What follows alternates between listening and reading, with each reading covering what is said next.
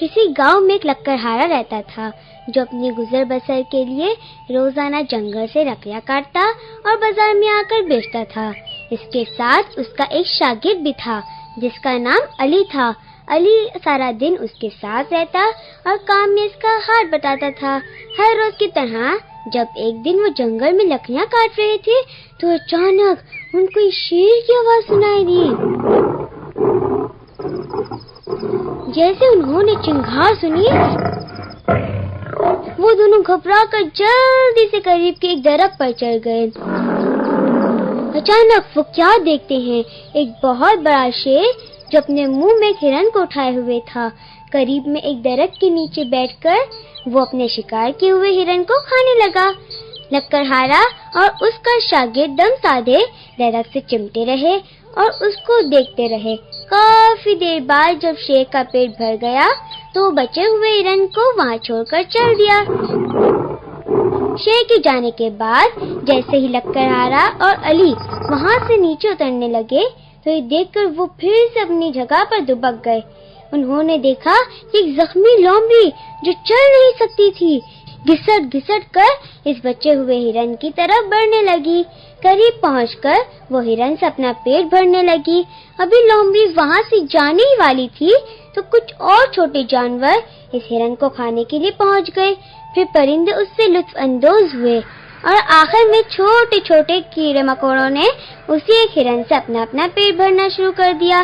اس تمام نظارے کو دیکھ کر لکڑہارے پر ایک عجیب سی کیفیت طاری ہو گئی۔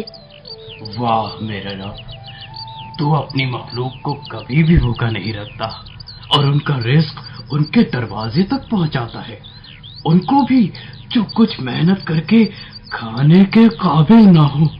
واہ میرے رب۔ اس واقعے کا اس پر اتنا اثر ہوا کہ اس نے اپنی کلہاڑی اپنے شاگرد علی کے حوالے کی اور بولا، جب مخلوق کو اس کا رب کسی حال میں بھوکا نہیں رکھتا تو پھر ہمیں اتنی محنت کرنے کی کیا ضرورت ہے؟ کیوں نہ ہم بھی آرام سے بیٹھ جائیں، اللہ ہمارا مقرر کیا ہوا رزق ہم تک پہنچاتا رہے گا اور ہم اپنی کٹیا میں بیٹھ کر اس کی عبادت کریں گے۔ دیکھو نا، جب وہ اس زخمی لومڑی کو اس کے گھر رزق پہنچاتا ہے تو مجھے یقین ہے اللہ ہمیں بھی بھوکا نہیں رکھے گا۔ اس کے بعد لکڑہارا اپنی کٹیا میں اللہ سے لو لگانے میں مصروف ہو گیا اور دنیا سے لا تعلقی اختیار کر لی، لیکن اس کے شاگرد نے محنت کی راہ اپنا لی اور استاد کی جگہ اب وہ لکڑیاں کاٹ کاٹ کر بازار میں بیچنے کے لیے لاتا۔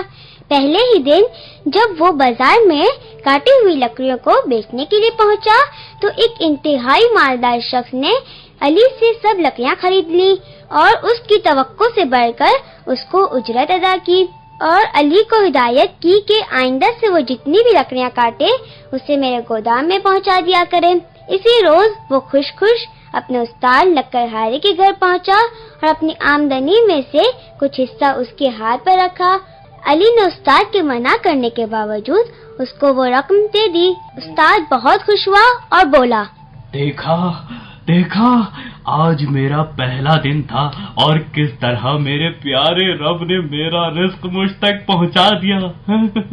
آپ فکر نہ کریں، اب آئندہ بھی میں ہر روز اپنی آمدنی کا ایک حصہ آپ کو برابر پہنچاتا رہوں گا۔ دن گزرتے گئے اور شاگرد کی آمدنی میں اضافہ ہونے لگا اور وہ نہ صرف اپنے استاد کو اس میں سے حصہ دیتا رہا بلکہ دوسرے غربا کے لیے بھی لنگر کا اہتمام شروع کر دیا۔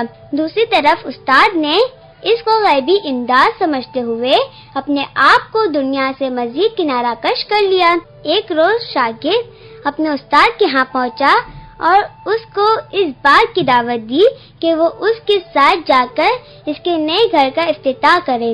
یہ سن کر استاد بہت خوش ہوا اور اسے دعائیں دیتے ہوئے اس کے ساتھ چل دیا۔ گھر پہنچ کر جب استاد نے اپنے شاگرد کا اتنا شاندار گھر دیکھا تو وہ حیران رہ گیا۔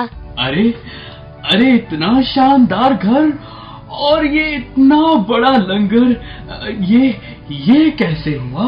ارے استاد، یہ سب آپ کی تعلیم اور اس کلہاڑی کی بدولت ہے جو اللہ نے مجھے اتنا شاندار گھر عطا کیا۔ گھر واپس آ کر استاد بہت پریشان ہوا اور بڑبڑانے لگا۔ میں نے آخر اس کو اپنی کلہاڑی کیوں دی تھی؟ آج اگر وہ کلہاڑی میرے پاس ہوتی تو یقیناً میں بھی ایسا ہی شاندار گھر بنا لیتا۔ واری قدرت، یہ تیرا کیسا انصاف ہے کہ اس کو تو نے اتنا امیر کر دیا اور مجھے اتنا غریب۔ مجھے ہر روز اس کی دی ہوئی تھوڑی سی خیرات پہ گزارا کرنا پڑتا ہے، جبکہ وہ کل کا چھوکرا جس نے کام بھی مجھ سے سیکھا آج اتنی ٹھاٹ سے زندگی گزار رہا ہے۔